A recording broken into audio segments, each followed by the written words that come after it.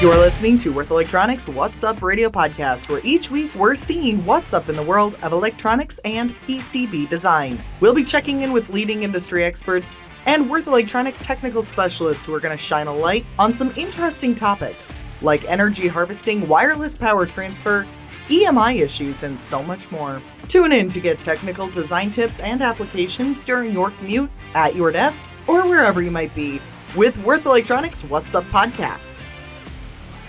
In this podcast, we are exploring the market trends, and these are the ones that push the limits of electronic components, with a particular focus on the critical issue of thermal aging in molded inductors. As current density increases and miniaturization pushes components to function at higher temperatures, the risk of thermal aging becomes a lot more significant. Today, we're going to be discussing the causes and the consequences of thermal aging in molded inductors, methods for detecting thermal aging, its effect on applications, and which products are designed to address these challenges. Okay, thank you for this very nice introduction. My name is Carlos Farnos, and together with Jose Rocamoran, today we will talk about thermal aging in molded inductors. And to understand this phenomena of the thermal aging in molded inductors, we will first make some review of the market trends in the power converters to see how the market pushed the passive components to its limits, and we were forced to find new solutions to match your application and your requirements. That's why we will have a review that why we moved from the ferrites, as it was the main solution for most of the application, to molded inductors. And then we will focus on the characteristic of the molded inductors itself. And as soon as we have an understanding of what a molded inductor is and what are the most critical points about them, we will jump into the main topic of this presentation, that it is the thermal aging. Thermal aging is a very big topic, and in this presentation we will make just an introduction to it. So we will start with market trends, and I selected these two examples because everybody is very familiar with them. On the left side of the slide, we have the evolution of the mobile phones since the early 90s till the latest. This is not the latest smartphone you can find, but you have the idea. So what we can find is at the beginning we had very big devices with very limited functions that they were only able to make and receive some calls, and with a very limited battery life. Over the decades, these systems evolved to being smaller and with much more battery life, much more efficient, and after the 2000s, much more features were added to these devices. So they are not telephones anymore, they are multimedia devices, and the last telephones are just like a small computer, super powerful computer we can find in our pocket. So there is a trend that they got smaller, they got more complex, and they are more powerful. On the right-hand side, I wanted to talk also a little bit about the evolution in the automotive industry, because everybody is familiar with it. And we have the evolution of the electronic systems inside the vehicles. And these graphs start in the 1980s, where the cars were mainly mechanical systems with very little electronics inside. You can find the first fuel injection at this time and cruise control, but over the time, much more electronic systems were added into the car. We have some traction control system, extra security system like anti-lock brakes, and many other features. After 2000, we have airbag, electronic stability, adaptive cruise control, And among to this security system and advanced driver assistance system, we had a lot of infotainment displays in the car for infotainment, also for display all the information. You can see that the evolution of the complexity of the car is almost exponential over the time. And I still haven't made any mention about hybrid and electric trends we can find in the cars, or in the future autonomous driving, that it will create much more complex system that we will need to allocate dozens of different cameras, radars, and ultrasonic systems inside of the car and actuators to be able that they drive on their own. And of course, there is something important to point here, that all these systems needs to be allocated inside the car, which it is exactly the same size. So they are fighting for the same space. So in this time, the cars are not going smaller, but we need to put much more things inside. Good. And what the market need from Wurth Electronic?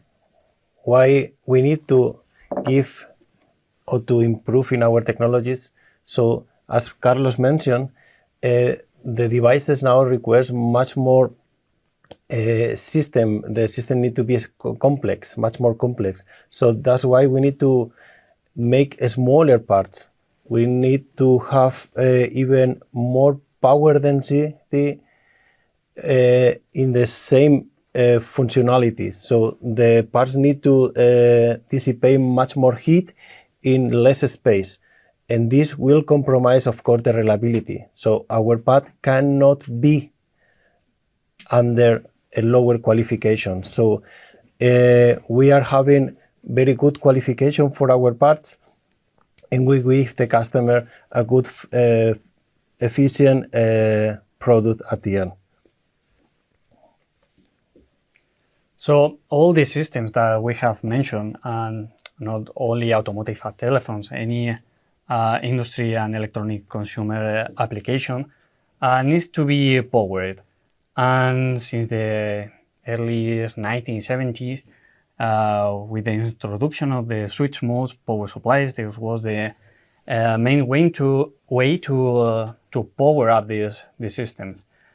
And since the beginning, we have a very nice option for these switch mode power supplies. Talking about the inductors, I am referring to ferrite inductors.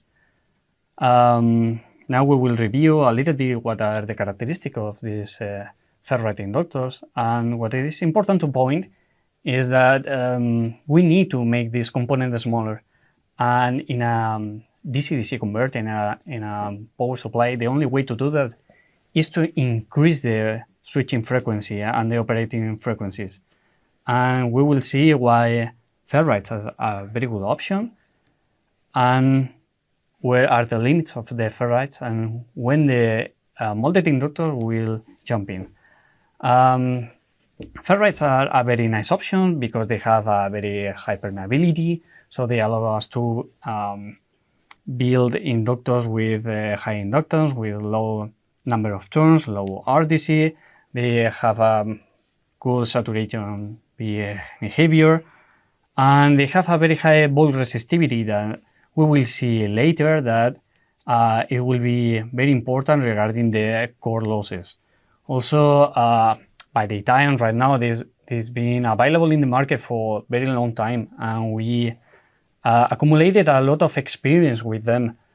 When we are talking about ferrites, we are talking about several different compositions like manganese thin, nickel copper thin, that can be adjusted and modified to match all the specific requirements of your application.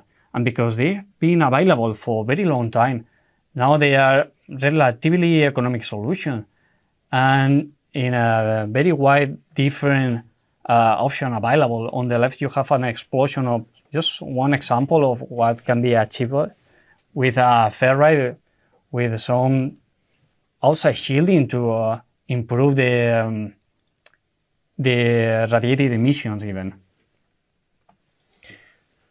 Thanks, Carlos. So the ferrites are very good option always, and they are very well performance in high frequency applications where the frequency is going a high domain, so they have a good properties in that. Then also talking about saturation behaviors. So the ferrite also have a good saturation behavior, but when it's for one side is maintaining constant inductance until reaching one point, the saturation point, so the saturation will decrease very hard. So it is called a hard saturation. And then you will lose the inductance. So you cannot save much more energy in this construction. So therefore they need air gaps in their construction to increase saturation current.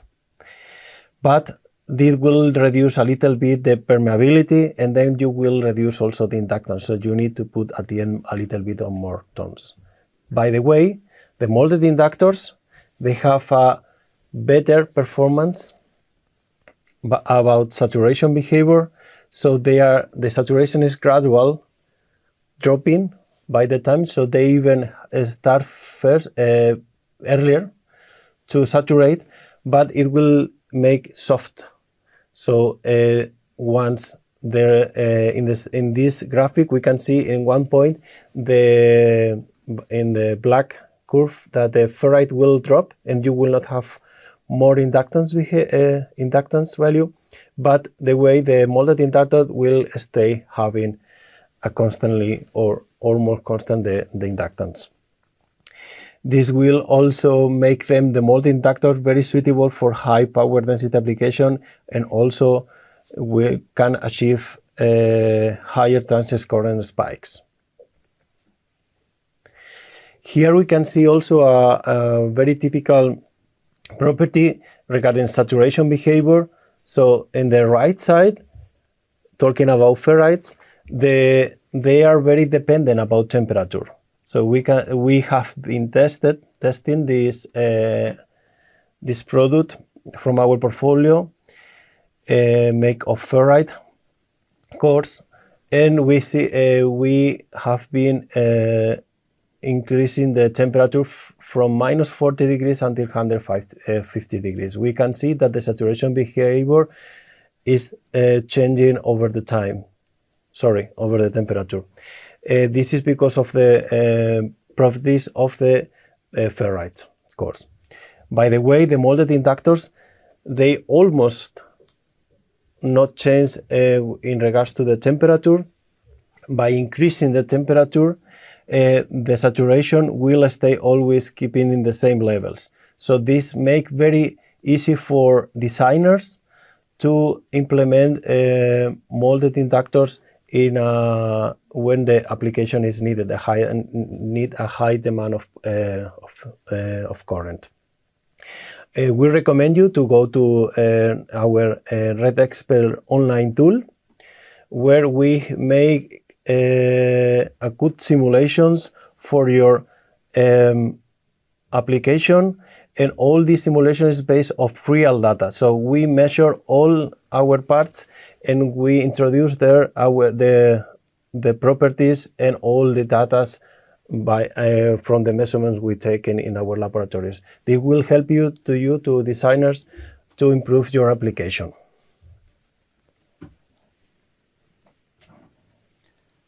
As we said in the previous slide, we have several advantages using molded inductors. And now we will see a little bit what is the main construction of molded inductors you can find in the market. The ferrite inductors are constructed in a very different way.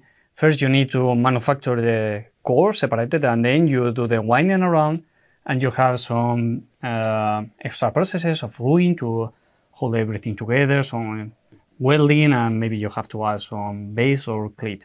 In the case of molded inductors, you do the other way around. You prepare an air cool, and depending on the molded inductor you are doing, you need to make some solder to lead frame that later will be the terminals, as we can see in the central X-ray image of the most typical molded inductor you can find. Then the charcoal is put into a cavity fixture and is filled everything with iron powder alloy, and then is press everything together. And on the left, we have a very interesting product. This is Maya or MAPI, depending if it is automotive or industrial application. And this is a very advanced and technological solution in which we don't have any sort of lead frame inside. We avoid doing this welding on the wire that could be very critical points of reliability in the long term. And the wire is done until the surface of the component, and then it is built a plating surface to grow the terminal. So the wire will be directly connected to the PCB. As I said, this is better for the reliability, but also it reduces the DC losses. So we totally recommend this part that Wurth Electronics has a patent on it. On the right hand side, just for finishing, we have an example of flat wire inductor that is possible also to make this molded inductor construction, and the wire will come out in the bottom of the part to confront the terminal. What it is important and compared to a ferrite, we saw in the previous slide that the saturation behavior will be better in a molded inductor. Why? Because it doesn't change with the temperature. If we want to do things smaller and with a high power application, they will work at high temperature. What it will be suitable at 20 degrees might be not at 150. Also, we are taking advantage of all the available space to allocate core material inside, so it will be better for inductance and for saturation. Thanks. And please, Jose. Thanks, Carlos. Now we will talk a little bit about core losses and winding losses. About the losses, which is also the main topic of this presentation. We can divide the losses in two, in winding losses in regards to the winding, to the copper, and to the core losses in regards to the core material. So the winding losses here we wrote ohmic losses, which is referring to the heating of the copper itself. So the thermal properties of the copper. So once you throw current to the copper, so the copper will start to heat by themselves. Then you have also the skin effect, which is dependent of the frequency, in the frequency domain. And we have also proximity effect losses, which is the currents which are around the windings. Then we have the core losses, and the core losses are divided by two. The hysteresis losses, which are depending on the different changes of the domain of the magnetic field, and with the ferrites are very good in that kind of losses. And then we have eddy current losses, which are the ones that are the main point to later to talk about thermal aging. So eddy current losses are depending on frequency as well, and they will start by high frequencies having in the core material. So I will explain a little bit more about what is this eddy current losses and why the ferrite material was very good for high frequency application. These eddy current are induced into the material because of the variation of the flux inside of it. So it is important to mention that it is dependent to the square of the frequency. So the higher the frequency, the bigger there will be these losses. So it is very important that for these currents to be established inside the material must be conductive. And in the case of the ferrite, they have very high bulk resistivity, so we don't face this problem. In the case of the iron alloy cores, iron alloy is naturally conductive, independently of the kind of alloy we use. So if we build the core just pressing everything together, we will have a very big domain for these eddy currents to be established inside of our core, and our losses will be very high, and it will not be suitable for high frequency application. What we try to do in soft magnetic composites, we need, before building these molded inductors, we need to grow some insulation layer over each single particle of the core. So then when we press everything together and we build the inductor, eddy currents cannot flow all through the component. It will be ideally restricted to every single grain. And we are talking about grains of size of microns, of tens of microns. And why is this important? Eddy current losses are dependent on the square of the frequency, but also depending on the square of the size of these domains. So if we can make it smaller, we can counteract these frequency effects, and we can live without worries about the eddy currents. So what happens with the thermal aging? That is the main topic of this presentation. After exposing this component for high temperatures for over long periods of time, this insulation we have grow over the surface of every single particle gets degraded, and the insulation between particles is broken, and these currents are able to flow through all of them, or to a bigger portion of them over the time. This is a long-term irreversible degradation process that affects the structure, the content, and the morphology of the submagnetics. And it is important to mention that it is a permanent effect. If it happened to you at 150 degrees and then you go back to ambient temperature, the damage is done and is not coming back to normal. So as we mentioned, this process and this degradation process is triggered by the continuous exposition of high temperatures. The higher the temperature, the faster and the worse will be the effects on the component. And of course, what are these effects? The main effect, and it is related to the explanation we have just made about the eddy current losses, is that the losses in the core will increase over the time, and the performance and efficiency of your system will go down. The losses in the part will go up. Also, the operating temperature will go up for this effect, and you can face problems of thermal runaways. Just a small comment on the picture you can see on the left. This is an electronic microscope picture that you can see. I will try to point. 1 second. You can see these are the iron alloy particles, and this is the binder. The binder that hold together all these particles together, so offers some mechanical stability, but also offers some insulation between the particles. And this insulation is what it restricts the eddy losses to grow.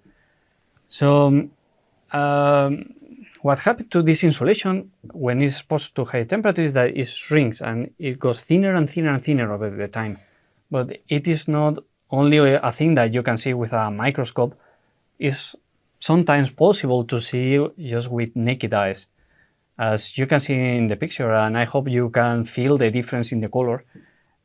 We have on the left a fresh part just out of the reel. We did a cross section to check the inside, and on the right side we have a part that has been exposed to high temperature for a long time, and we can see some yellowish decoloration that is a symptom that something is happening with this binder material inside, because the iron alloy is not affected at this low temperature for metals.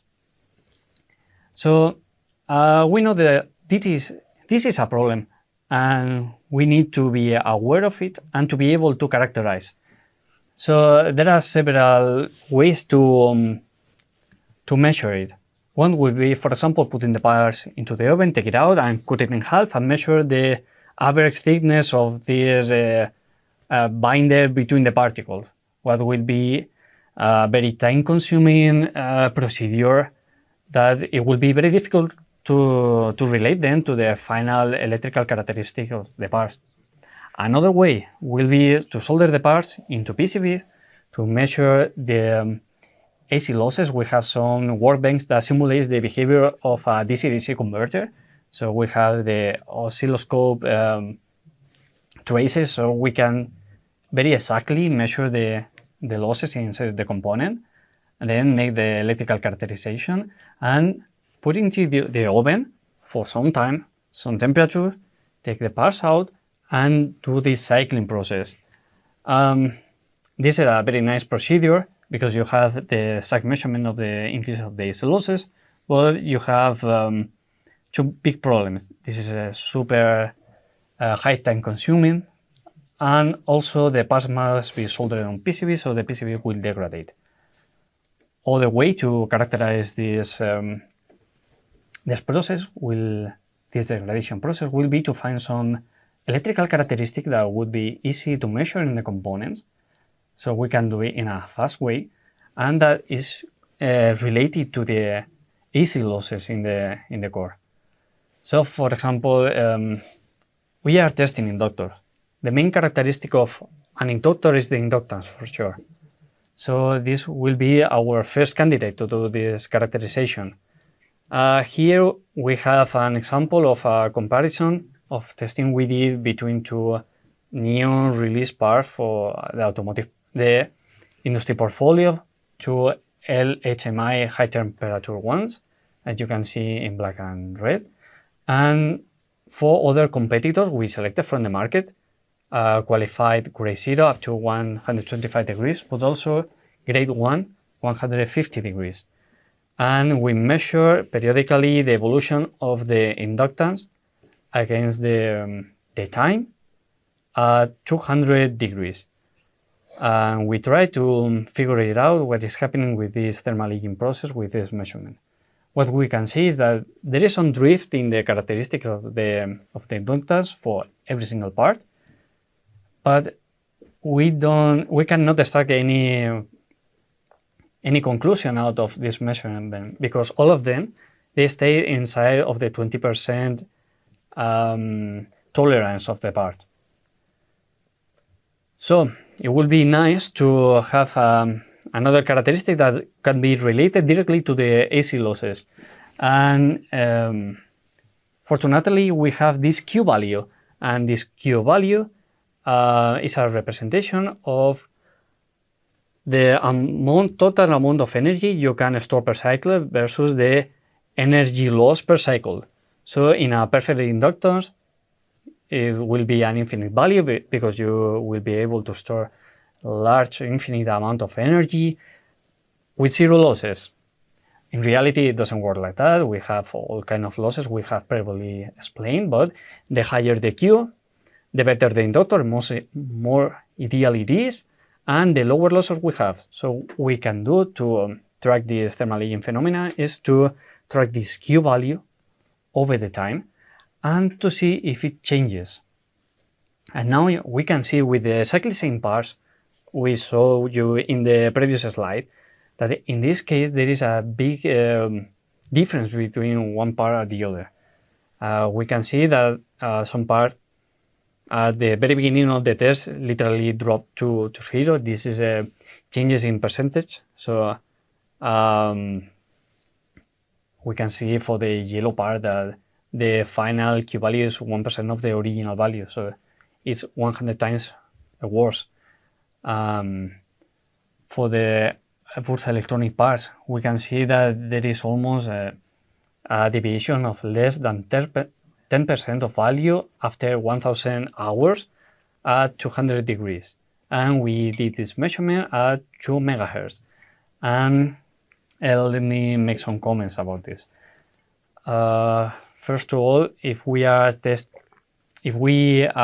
parts that are qualified for 150 or 125 degrees, why we exposed to this such high temperature? It's because the parts are so robust that if we test at a normal operating temperature of 150 degrees, this test will take a very, very long time. We have been running tests for a lot of parts, a lot of different conditions of temperature and time, and we saw some correlation that every time you increase the temperature 10 degrees, the test gets shortened in half.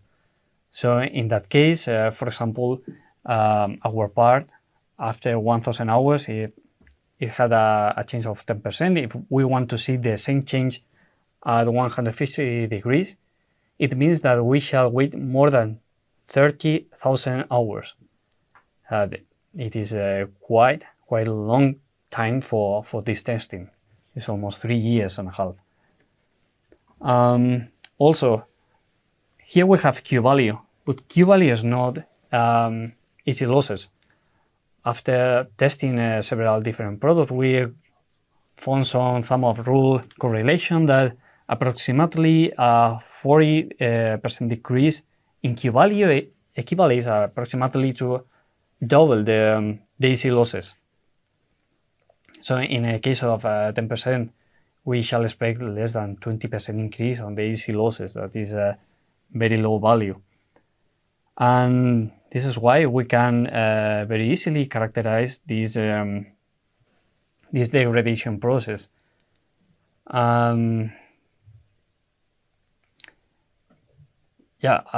For sure, all these pieces are qualified gray zero in the ECQ, and some of you might ask, why is not identified this process during the qualification? Because in the qualification, it is checked what are the electrical parameters that appears in the datasheet. If the Q value doesn't appear in the datasheet, it will be impossible to identify it. Also, some of these processes take longer time than 1000 hours to make presence, to be able to notice them. So many times ACQ is not good enough to see these kind of issues. That's why Wurth Electronics wants to offer you some extra support to take care that you will not find any kind of long-term reliability on your designs. And other things that shall be pointed here. Does it mean that a part that has this very big degradation, is it broken? It's a good question. Is it broken? Will it stop to work? And the answer is not. If we go to the extreme result of the thermal aging, that will be there is no insulation between the particles, we will have a part that will offer some inductance, but the easy losses will be super high. It will work, but for room temperature could be switchable.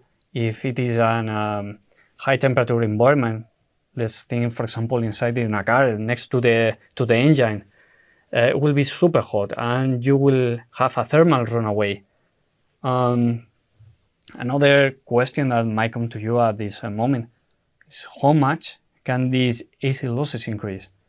And we saw in our laboratories that these easy losses can multiply by 5, 6, even 7 times more than the initial value. So the risk of a thermal runaway in a long-term reliability is quite hard. In order to offer you some solutions that are capable to go over this problem, so you don't need to worry about this and worry about other things, Wurth Electronics has released a new portfolio of products either for industrial and automotive application that, as we saw in the previous slide, up to 30,000 hours of normal operating temperature condition, you will not face any problem. And we are talking about 30,000 hours at the maximum operating temperature of the part. That normally will not be the case. The it will have some mission profile that it will be sometimes at high temperature, but not forever.